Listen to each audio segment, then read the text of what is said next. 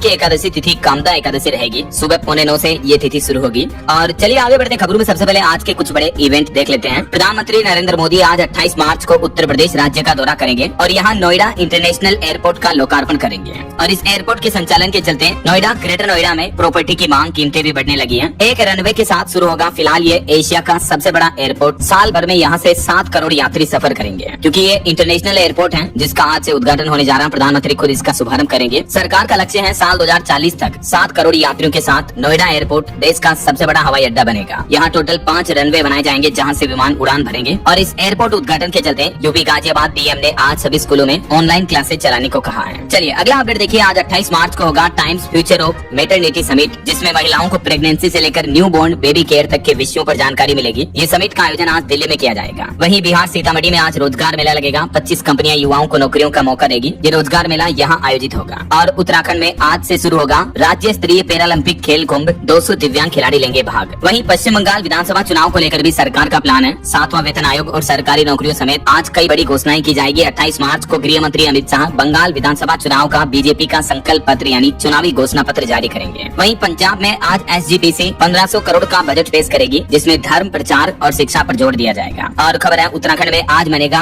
अर्थ over. 1 घंटे तक के लिए बंद रहेगी गैर जरूरी लाइटें। उत्तराखंड सरकार ने आज रात 8:30 बजे से लेकर 9:30 बजे तक 1 घंटा अर्थ ओवर मनाने का निर्णय लिया, जिसके तहत प्रदेश भर में घरों की सभी गैर जरूरी लाइटों को और विद्युत उपकरणों को बंद रखने की अपील की गई है। सरकार का यह कदम लोगों में ऊर्जा बचत को बढ़ावा देने के प्रति जागरूक करेगा। और मौसम विभाग ने भी चेतावनी जारी की। आज 28 मार्च को अगले 24 घंटों तक 11 राज्यों में बारिश और आंधी तूफान की चेतावनी है। आगे मैं आपको बताऊंगा और भी पूरे मौसम समाचार विस्तार से। फिलहाल आगे बढ़ते खबरों में। सबसे पहले इजराइल ईरान जंग से जुड़े कुछ बड़े अपडेट्स देख लेते हैं। तो देखिए दोस्तों, ईरान पर अमेरिका और इजराइल के हमलों को 28 दिन हो चुके हैं। लगभग 1 महीना होने में आया है। इस बीच तेहरान पर भी बमबारी जारी है और अमेरिकी राष्ट्रपति डोनाल्ड ट्रंप ने ईरान के ऊर्जा ठिकानों पर हमले को फिलहाल 10 दिन तक के लिए टालने की बात कही है। इधर ईरान ने दावा किया कि अमेरिका और इजराइल के द्वारा हमारे परमाणु ठिकानों को निशाना बनाया गया। इजराइल ने कहा कि हम अब सैन्य कार्रवाई को और तेज करेंगे। यानी ये युद्ध खत्म होने की बजाय दिनों दिन और तनावपूर्ण होता जा रहा है। अब तक ईरान में 1900 से ज्यादा और लेबनान में 1100 से ज्यादा लोगों की मौतें हो चुकी हैं और इजराइल में भी 18 लोगों की जान गई है। वहीं इजराइल अमेरिका के साथ युद्ध की वजह से ईरान में 82,000 से भी ज्यादा इमारतें, बड़ी बड़ी बिल्डिंग्स क्षतिग्रस्त हो गई। लाखों लोग प्रभावित हुए हैं इन युद्ध के हालातों की वजह से। इस बीच हमारे देश के प्रधानमंत्री नरेंद्र मोदी ने ईरान जंग मसले को लेकर देश भर के मुख्यमंत्रियों के साथ बैठक की और इस बैठक में पीएम मोदी ने कहा कि हमें टीम इंडिया की तरह काम करना होगा। हालांकि सरकार बोले कि देश में लॉकडाउन नहीं लगेगा। ये देखिए कुछ पॉइंट्स पीएम मोदी ने मुख्यमंत्रियों के साथ बैठक में कहा। एक तो राज्यों को सप्लाई चेन दुरुस्त रखने के निर्देश दिए। टीम इंडिया की भावना पर जोर दिया। पीएम बोले कि एलपीजी गैस, पेट्रोल, डीजल इनकी जमाखोरी और मुनाफाखोरी के खिलाफ सख्त कदम उठाएं सभी राज्य।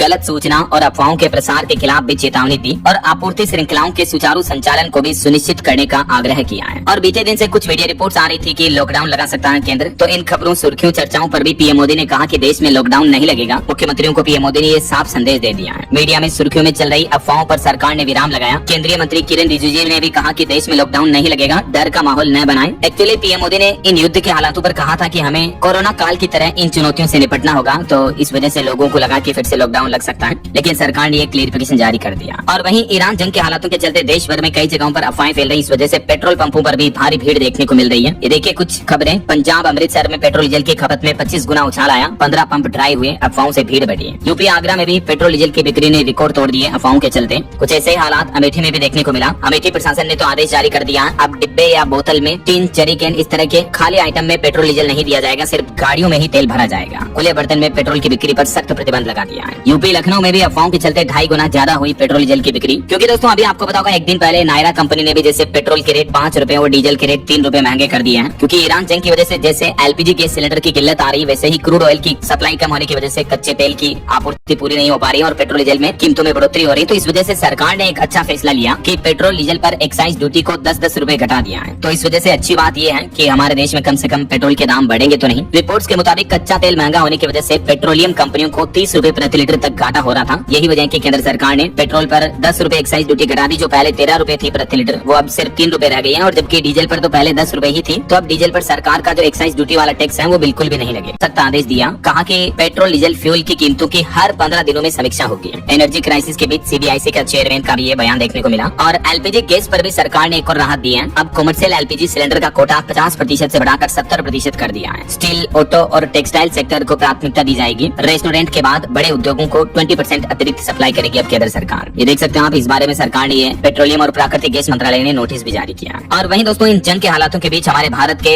जम्मू कश्मीर से लोगों ने चंदा इकट्ठा किया और ईरान में जो मदद भेजी, तो इस पर ईरान बोला कि भारतीय बच्चों का गुल्लक दान हम कभी नहीं भूलेंगे, ये हमारे लिए प्यार भरा तोहफा है। मिसाइलों पर थैंक यू इंडिया लिख करके उन मिसाइलों को इजराइल पर छोड़ा ईरान ने। चलिए अगली बड़ी खबर देखिए, प्रधानमंत्री नरेंद्र मोदी के साथ मिलकर इस जंग को निपट लेंगे। ईरान संकट के बीच अमेरिकी राष्ट्रपति डोनाल्ड ट्रंप का भी ये संदेश, ये नया बयान सामने आ रहा है। वहीं महंगाई पर बड़ी खबर आ रही है कि पश्चिम एशिया युद्ध का असर अब आपकी जेब पर देखने को मिलेगा। नमकीन, मिठाई और पानी की बोतलें भी महंगी होगी क्योंकि सप्लाई बाधित है दुनिया भर में एक्सपोर्ट इंपोर्ट की, तो इसका असर अब महंगाई पर देखने को मिलेगा। और खबर तो ये भी आ रही है कि पश्चिम एशिया युद्ध के कारण कच्चे माल की कीमतों में 300% तक का उछाल आया। इस वजह से मेडिकल की दवाइयां भी महंगी होने और सप्लाई कमी होने की आशंका है। इस बीच ईरान ने एक और बयान जारी किया, कहा कि अब तो हम किसी भी जहाज को हॉर्मुज रूट से गुजरने नहीं देंगे। IRGC ने हॉर्मुज स्ट्रेट रूट को कम्प्लीटली बंद कर दिया है और US और इजराइल को कड़ी चेतावनी भी दी है। और इधर हमारे देश के विदेश मंत्रालय का कहना है कि हॉर्मुज रूट पर जो जहाज खड़े हैं, खाड़ी क्षेत्र में फंसे 20 जहाज और उन पर सभी 540 लोग सुरक्षित हैं। वहीं मिडिल ईस्ट संकट के बीच केंद्र सरकार ने एक और बड़ा फैसला लिया। देश के रक्षा मंत्री राजनाथ सिंह की अगुवाई में इंटर मिनिस्ट्रियल ग्रुप का गठन हुआ है और ये जो ग्रुप है ये हमारे देश में ऊर्जा सुरक्षा, तेल गैस आपूर्ति और आर्थिक स्थिरता पर मध्य पूर्व संकट के प्रभावों की निगरानी करेगा। वहीं बड़ी खबर आ रही है, IDF ने भी ईरान के नौसैनिक हथियार केंद्र पर भी बमबारी की, जिससे ईरान के मिसाइल उत्पादन ठिकानों को भारी नुकसान पहुंचा है। IDF यानी इजरायली सेना ने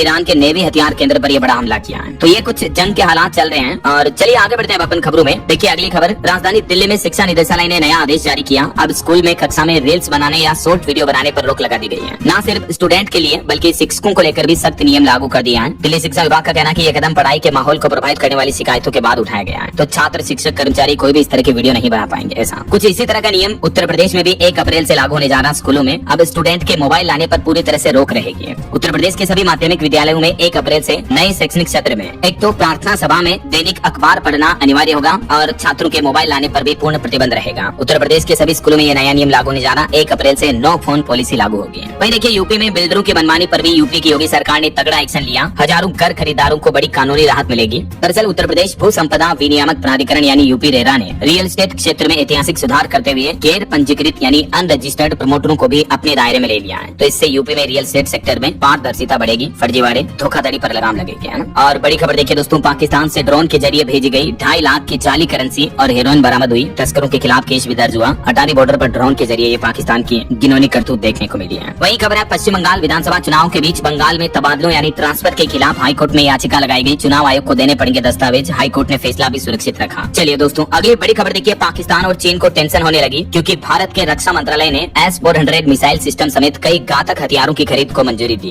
दुनिया में चल रहे तनाव के बीच केंद्र सरकार ने लगभग 2.5 लाख करोड़ रुपए के नए रक्षा प्रस्ताव मंजूर किए हैं और इसके तहत एक तो हमारी इंडियन एयरफोर्स को S-400 मिसाइल डिफेंस सिस्टम मिलेगा, आर्मी को धनुष गन सिस्टम मिलेंगे। कुल मिलाकर इन नए हथियारों से हमारी भारतीय सेना की ताकत में इजाफा यानी बढ़ोतरी होगी। रक्षा मंत्रालय ने 2.38 लाख करोड़ के रक्षा सौदों पर मुहर लगा दी है। इंडियन आर्मी को क्या क्या नए वेपन्स मिलेंगे ये कुछ डिटेल्स जानकारी भी आप देख सकते हैं। तो सेना को नए हथियारों से ताकत बढ़ेगी, कम्युनिकेशन सिस्टम मजबूत होगा, सर्विलांस निगरानी मजबूत होगी, है ना। इसके साथ ही भारतीय सेना 800 किलोमीटर रेंज वाली ब्रह्मोस क्रूज मिसाइल भी खरीदेगी। अभी इन मिसाइल की रेंज 450 किलोमीटर है, जिनका इस्तेमाल ऑपरेशन सिंदूर में भी हुआ था। तो अभी इंडियन आर्मी ये नई मिसाइल भी खरीदने जा रही है। चलिए अगली बड़ी खबर देखिए दोस्तों, अब अमेरिकी डॉलर पर होंगे ट्रंप के हस्ताक्षर। 165 सालों में पहली बार अमेरिका के नोट पर होगा सिटिंग प्रेसिडेंट का नाम। जी हाँ, डोनाल्ड ट्रंप अब अमेरिका में चलने वाले डॉलर के नोटों में बड़ा बदलाव करने जा रहे हैं, जिन पर राष्ट्रपति ट्रंप का हस्ताक्षर होगा। अब नए कागजी नोटों पर छपेगा डॉलर, जो कि अमेरिका के इतिहास में ऐसा पहली बार होने जा रहा है। डॉलर पर दिखेगा ट्रंप सिग्नेचर। इसके अलावा अमेरिका में चलने वाले 24 कैरेट गोल्ड कॉइन पर भी अब ट्रंप की फोटो होगी।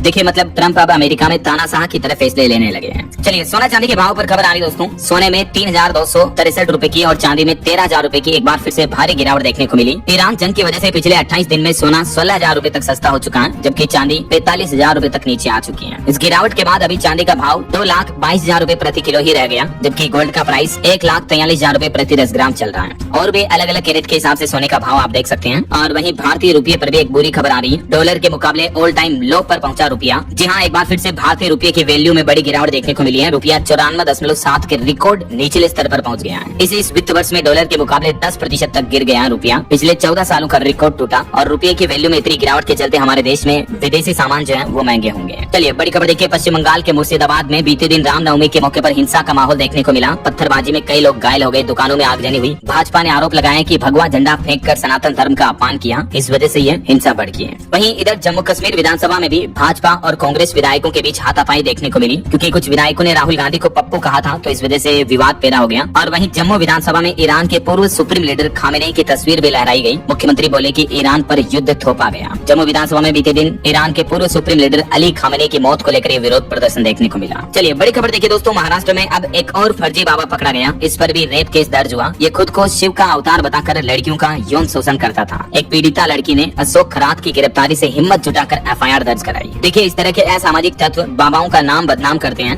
महाराष्ट्र के पालघर जिले में अब एक स्वयंभू बाबा के खिलाफ भी ये रेप केस का मामला दर्ज किया गया। देखिए जरा, जबकि हाल ही में इससे पहले महाराष्ट्र में एक और फर्जी बाबा भी पकड़ा गया था। ये 10वें फेल बाबा पूजा के नाम पर लोगों से मर्सिडीज और 6 करोड़ रुपए ऐंठने के भी आरोप है। इस पर लड़कियां सप्लाई करने के भी आरोप लग रहे हैं। देखिए जरा, क्या कहोगे दोस्तों आप ऐसे फर्जी बाबाओं के बारे में। चलिए फिलहाल देखिए खबर, भारत के विदेशी मुद्रा भंडार में गिरावट देखने को मिली है। 11.413 अरब डॉलर घटकर अभी 698.346 अरब डॉलर पर पहुंच चुका है भारत का फॉरेक्स रिजर्व है। और बड़ी खबर आ रही है, भारतीय रिजर्व बैंक आरबीआई ने 3 सार्वजनिक बैंकों पर लगभग 2 करोड़ 17 लाख रुपए का जुर्माना लगाया। बैंकिंग नियमों का उल्लंघन करने के चलते रिजर्व बैंक ने यह जुर्माना लगाया, जिसमें एक तो सेंट्रल बैंक ऑफ इंडिया पर केवाईसी के नियमों में लापरवाही बरतने का आरोप लगाया है रिजर्व बैंक ने। चलिए खबर आ रही है, चंडीगढ़ में एयर शो का आयोजन हुआ। फाइटर जेट से तिरंगा बनाया गया, डायमंड और एक की आकृति भी बनाई। आसमान में भारतीय वायुसेना के जांबाज जवानों ने आसमान में करतब दिखाए। चलिए बड़ी खबर देखिए दोस्तों, राजस्थान में बम ब्लास्ट की साजिश करने वाला और रेकी करने वाला शख्स पकड़ा गया। पाकिस्तानी ड्रोन इसे ऑर्डर दे रहा था। दूसरे राज्यों में भी धमाकों के लिए इसने वीडियोस वगैरह बनाए थे। भारत की सुरक्षा एजेंसियों को यह बड़ी सफलता मिली है। वहीं खबर आ रही है, वीवीआईपी ट्रेवल वाले एयरक्राफ्ट ऑपरेटर्स के लिए अब सरकार ने नई गाइडलाइंस जारी की। डीजीसीए ने स्टैंडर्ड ऑपरेटिंग प्रोसीजर एसओपी का कड़ाई से पालन करने का निर्देश दिया और मौसम की सही जानकारी लेने को भी कहा है। ये तस्वीर है महाराष्ट्र के पूर्व डिप्टी सीएम अजित पवार का जो निधन हुआ था, उनके हेलीकॉप्टर क्रैश की है। तो इस घटना के बाद अब डीजीसीए की तरफ से ये नई गाइडलाइंस जारी की गई है